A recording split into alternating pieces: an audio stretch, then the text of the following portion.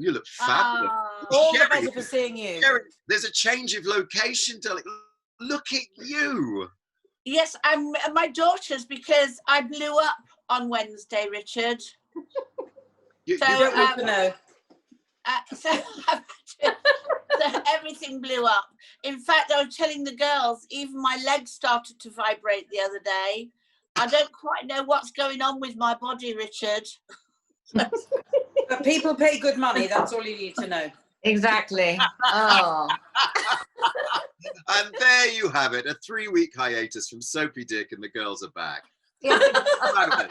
So you've relocated. Debbie, you've gone back into my closet, it appears. Harriet's still rocking the window box, and Dee, a little change of hair candy. Why, it's like I've never been away. How have you been? What have you been doing, darling? Tell us all. I had a lovely break, nice and private, nice and chilled, with the family, the extended family, a very modern family, as you can imagine, a lid for every pot. And it was great. So yes, and made it back into Blighty, under the wire, and now here we are, back at home. Very It was wonderful seeing you on Good Morning Britain yesterday. Yeah. And all the, seeing the sort of Britain's Got Talent set and everything. It was wonderful seeing you back on the telly box. You know what, it was lovely going into, I went to a couple of shiny floor sets, as we call them in the business, this week. I went to see Danny Dyer on the Wall, and he filmed that show last year, the first series, this quiz show where people pray for the balls. Oh, yes. You know, the one with Angela Rippon doing the questions. Sorry, you wait for your balls to drop, did you say? You wait for the balls to drop to win money, Debbie. You'll have to wait for the new series of The Wall. But Danny did the first series. I see, Debbie, your repartee and your range hasn't widened any greater since I love you. But so Danny, he recorded the first series in 2 weeks in Poland.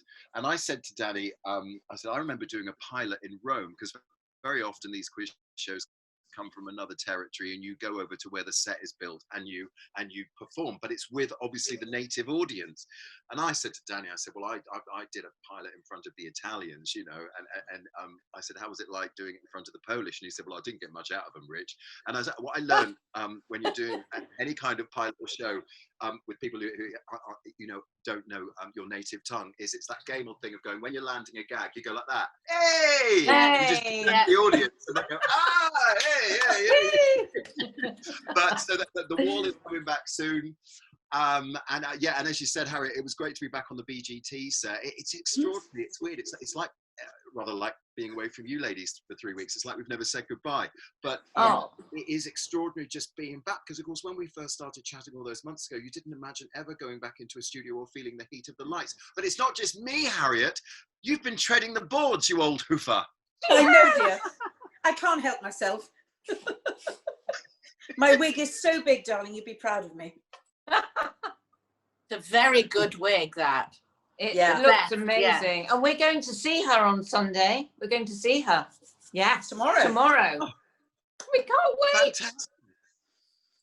So, Richard, what's the Britain's Got Talent thing like without an audience? Well, this is it. So as we showed you all, we gave you a sneak peek yesterday on the Britain. It's a big screen, and I described it as sort of a cross between, well, it's like a meeting of minds between Curry's, an advert for Curry's, and GCHQ. So it's going to be 500 heads and families at home up and down the UK on this massive screen. I mean, it's going to look absolutely spectacular, because they've got all the bells and whistles. It's going to be absolutely banging. I did ask Magical Bones, who's one of the SEBI finalists, how he would feel, because obviously magic tricks and comedians, more so than anything, depend on having an audience. I mean, you all know this, you're all performers, so it's going to be really interesting what it's going to look like, what it's going to feel like, I think, especially for the turns. I think obviously at home, when something's pre-recorded, and in the studio they can cut around things and give it all the sizzle, but I'm sure it'll be tough for any performers. But then obviously,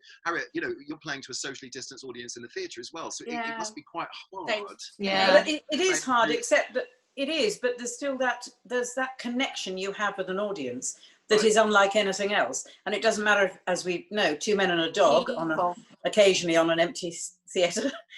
You know, it's just having people there, and you're together interacting, even if it's socially distanced, even with a visor, even with a mask, we're together. And Well, that's what's important. And That's important. I did a little turn at Regent Street, Regent's Park outdoor theatre, where they've got a current run of a Jesus Christ Superstar on. Yeah. It's all socially distanced, the audience wearing masks. And they sold out almost immediately because people are champing at the bit. Yeah. Absolutely. Talent on the stage. They really Actually, are.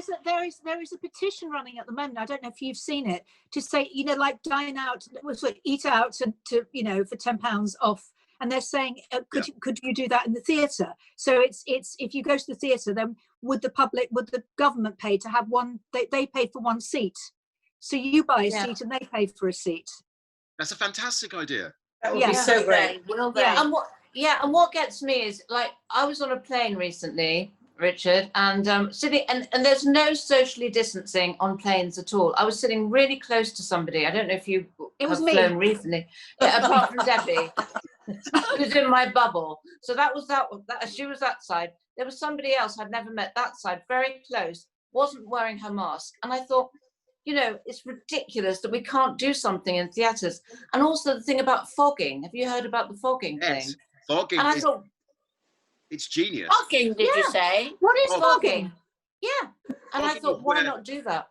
Where they sort of spray everything down. I think it's huge in the hospitality industry, and certainly in hotels as well, where they can basically cleanse the room, if you like, at the risk of sounding like Doris Stokes. God. They can sort of, you know, fog the whole room. And I witnessed it when I was in Greece. And so if you went to the beach, the minute you got off your sunbed and you were done for the day, for example, they would fog the bed, literally spray it down. There was a chap in a hazmat suit. It looks like the chap who comes around here and does my borders, you know, literally.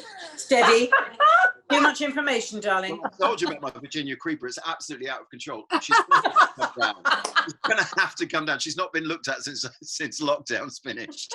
But in all seriousness, the duty of care in Greece and all these tourist destinations is actually fantastic. I mean, in your case, Dee, the cabin crew should have been policing it and telling people to put on the mask. Yeah. Because, destinations themselves, the duty of care. We were staying somewhere very, very rural, and even in a tiny little square, there's curfew obviously at midnight, and only a certain amount of people can sit together, tables of 4 or 6, depending on not whether you're in a bubble or a family.